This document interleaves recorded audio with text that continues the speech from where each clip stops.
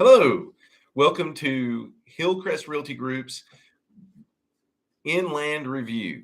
Today, we're going to be talking about a couple of parcels that are active listings on the Triad MLS. My name is Dale Porter, and I am a realtor broker with Hillcrest Realty Group and the listing agent that has listed all of the land that we'll speak about today. Um, Before we get into individual land listings, I'd like to talk to you about a few things that are very important when considering a land purchase. One of the things that you want to do is be very careful when you're doing your cost market analysis, not to just rely on the numbers that you see there. There are many variables that go into a land price estimate. I'm not an evaluator. I'm not an appraiser. Can give you a estimate based on the land that has sold. But with that being said, there is nothing that will compare to putting your boots on and getting out on the property that you're wanting to discuss, talk about, or possibly put an offer in, and seeing what uses that land is capable of providing for you. There's many factors, and we'll discuss a few of those. One of the factors that you're going to want to look at, and it's going to hit you smack dab in the face on any uncleared land first, and that is the act of clearing that land.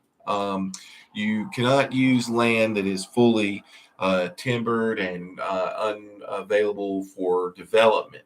So the first thing you've got to do is clear that land. Now, there is good and bad to this. This is going to be an expense in some aspects, but on most land in Stokes County and the surrounding counties here in North Carolina, we're very lucky. There are some hardwoods, and you can clear acreage. Now, I don't do this personally, but I've heard that the acreage price for a cleared acreage is going to be in the neighborhood of around 2,500 to, as I don't know, as much as 10,000 an acre. If you have the right wood. Now, it's probably going to be somewhere in the neighborhood closer to 5,000 if you get the right hardwoods out there, oaks, different trees like that can be used in industry. But that is one aspect. You also have to grade your land, provide access, determine who is going to be responsible for any roads that may or may not adjoin your property.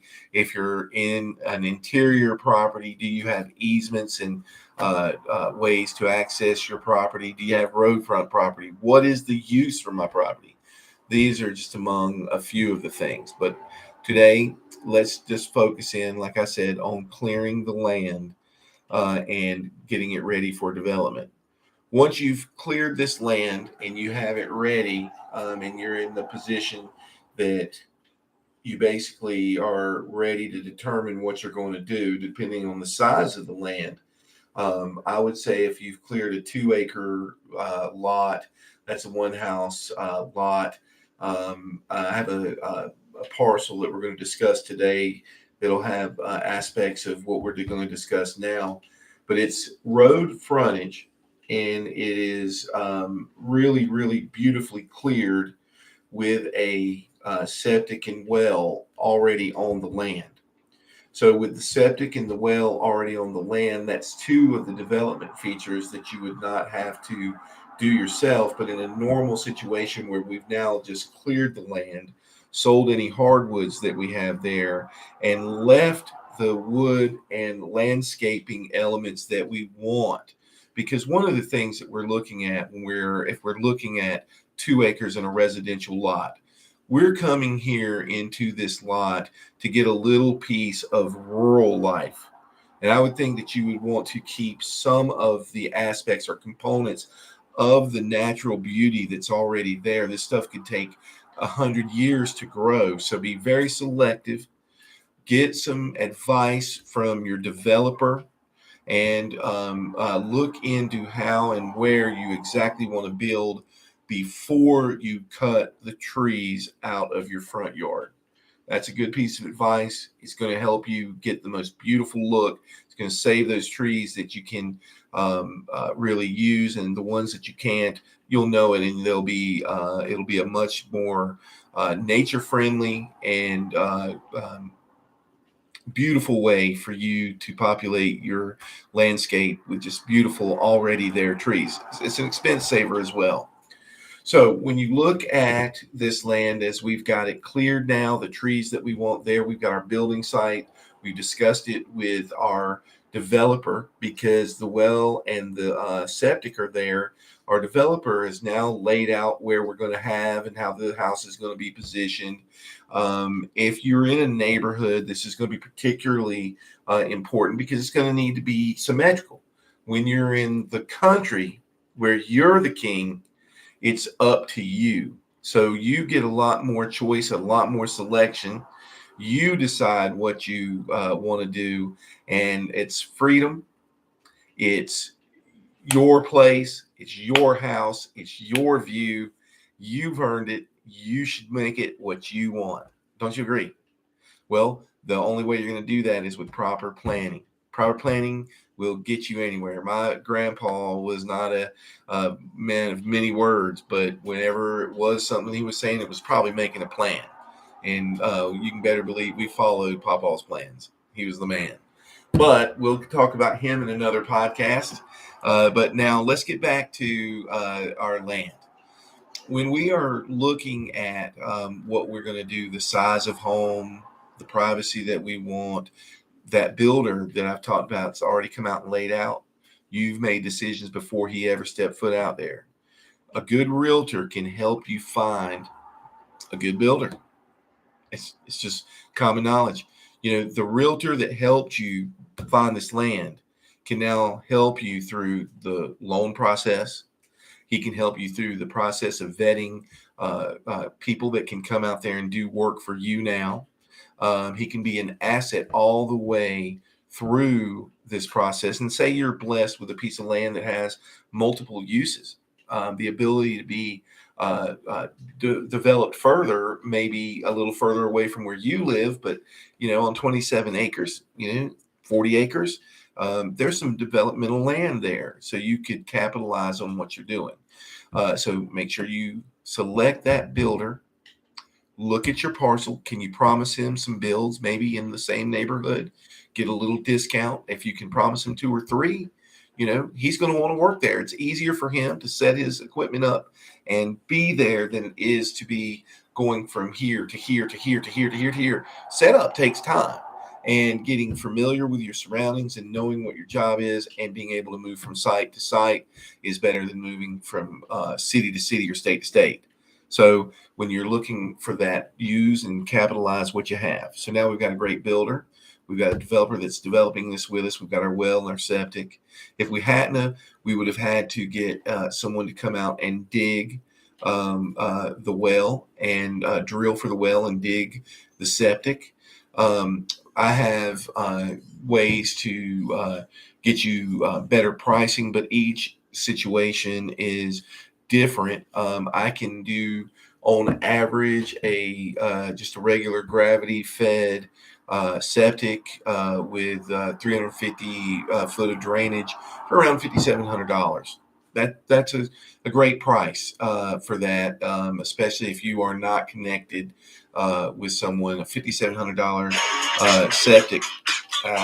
First podcast.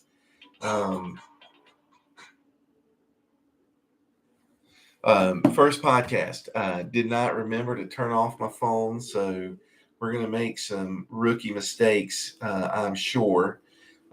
So forgive me on that. I've turned it off now. Nothing like a inaugural phone call right during your podcast to get your blood flowing. It's really awesome. Well, so now we've talked about getting your septic. Well, now, depending on where you are in any state, you're going to have issues possibly with a well. Now, it says depending on where you are. If you're in a good spot where well, and in septic, in well terminology, it's a little different than septic. You can pretty much, if the land perks and everything is going to go well, you can get your septic dug, and you have enough space. That's basically the parameters of that. When you are looking at your well, is you better know you've got water there before you start building your property. Know that the water's there. If the water's not there and you build this property, you've got a half frame structure with no well, and you're in the country and you're out of luck. Sorry, that's the old antage: no shirt, no shoes, no dice. Uh, kind of mix that up a little bit, and you've got the situation that you're in for water. And water is important because you can't get even you can't even continue. And it's happened. It's happened. And that's why some developers won't even come out and work on land that doesn't already have a well and a septic, because they don't want to run the risk of coming into that situation. But I would say make sure the well is very, very, very on the top of your game plan. Get that well done. And once you know that you got water, and the good news is all the land that I have in Stokes County is easily drilled for water. And this one already has O Brook Cove Rd already has that. But anywhere that we have these listings here, you shouldn't have any issue with being able to get water. The Dan River is in Stokes County, and there's lots of tributaries, and it's very, very water friendly, area. So that's another great positive for building in the Stokes County area. Now, we've got a determination that we've got our development, we've got our septic, and our sewer is all taken care of. We've got our water. We know we've drilled and it's there. We're building.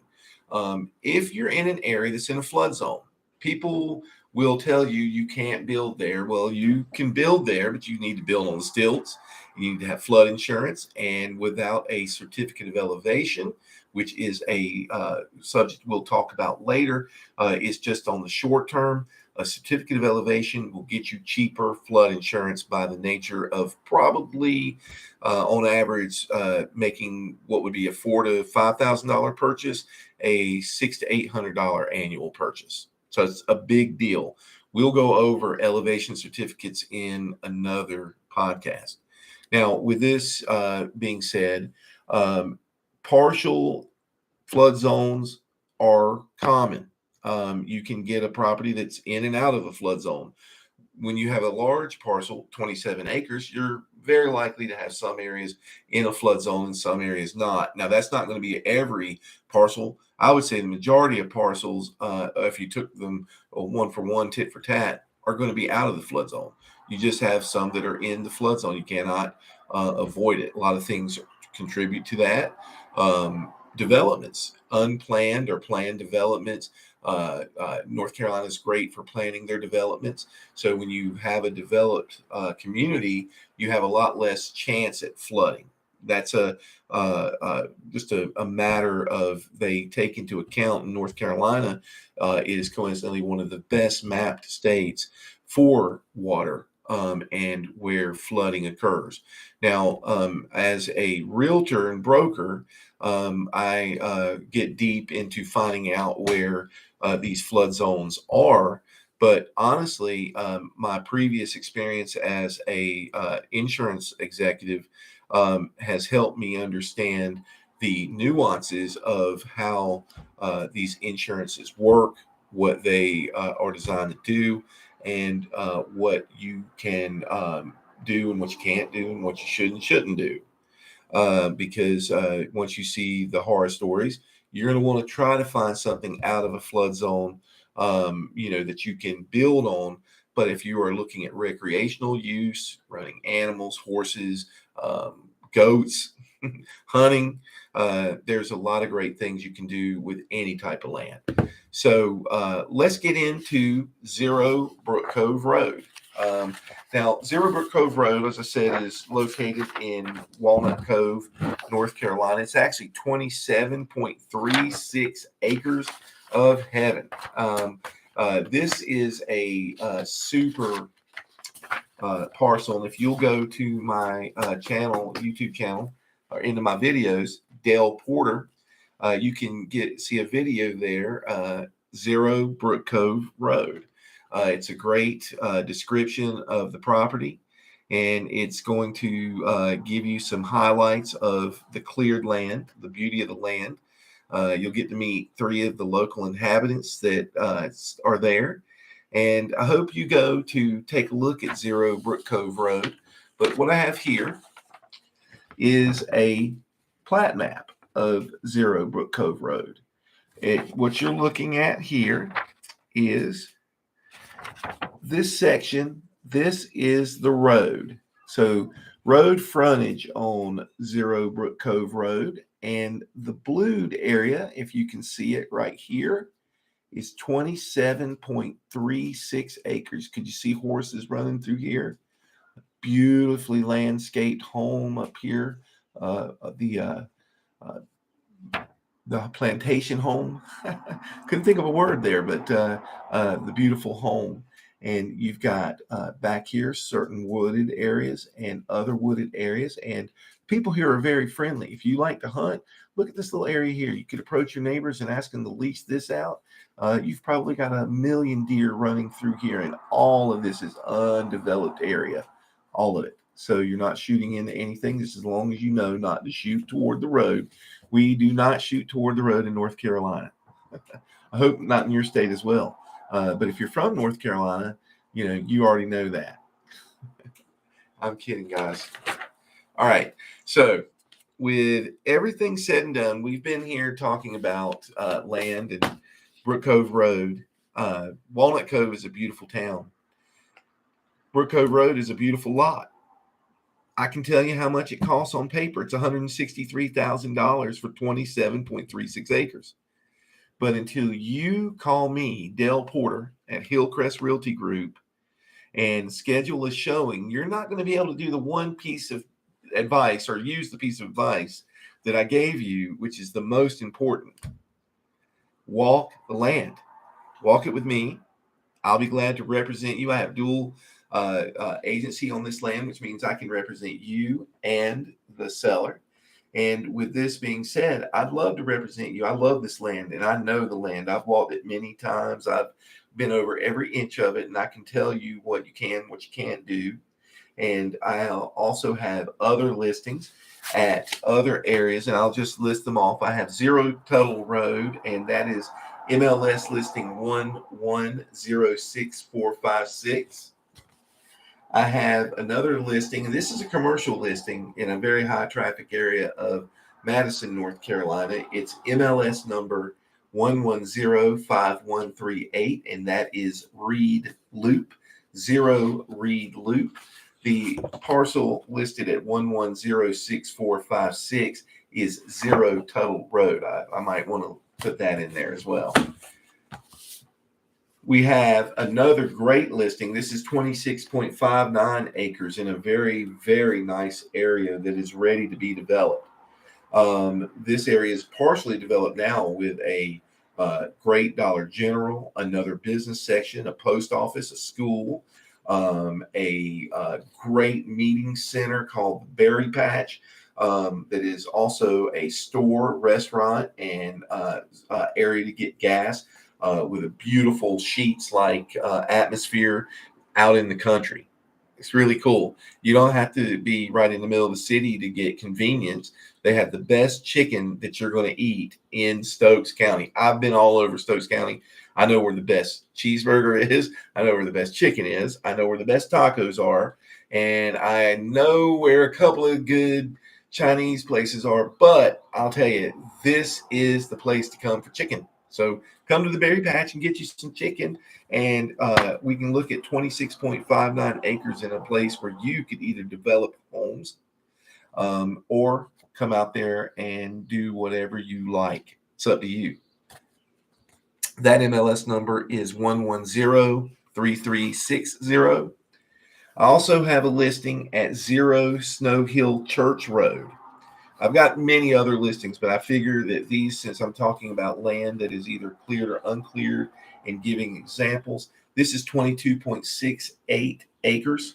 It is also in a very beautiful, it's 0 Snow Hill Church Road in a beautiful area near the post office, fire department, other municipal type buildings, along with beautiful residential. And it's in a rural setting in Lawsonville, North Carolina. And that MLS number is 1101507. And I have Hunter's Dream. This is a Hunter's Dream, 0 Folk Road, 15.10 acres. This is an awesome parcel. I want you to call me on this one. I'm not even going to give you the MLS number. If you don't want to know about a parcel that you can get 15 acres for $75,000 that already has a well and a septic on it, with many areas that are so easily cleared, it's just knocking over a few new growth trees. And it was a cleared lot at one point, and there was a unfortunate disaster that created a situation where the land sat dormant again. But with that being said, I just want you to know this is a great deal. $75,000 for 15 acres. Well, I'm going to wrap this up. It's been about 20 minutes, and I know that we don't want to go too long, but there was a lot of ground to cover. And I'm Dale Porter. I'm with Hillcrest Realty Group. I'm a realtor, broker, fully licensed insurance representative, and I am a window and door contractor as well. And I'm fully contacted with many, pretty much every other trade. So if you need anything, please call Dale Porter at Hillcrest Realty Group, 336-247-0771. And remember, sell with Dale 24/7.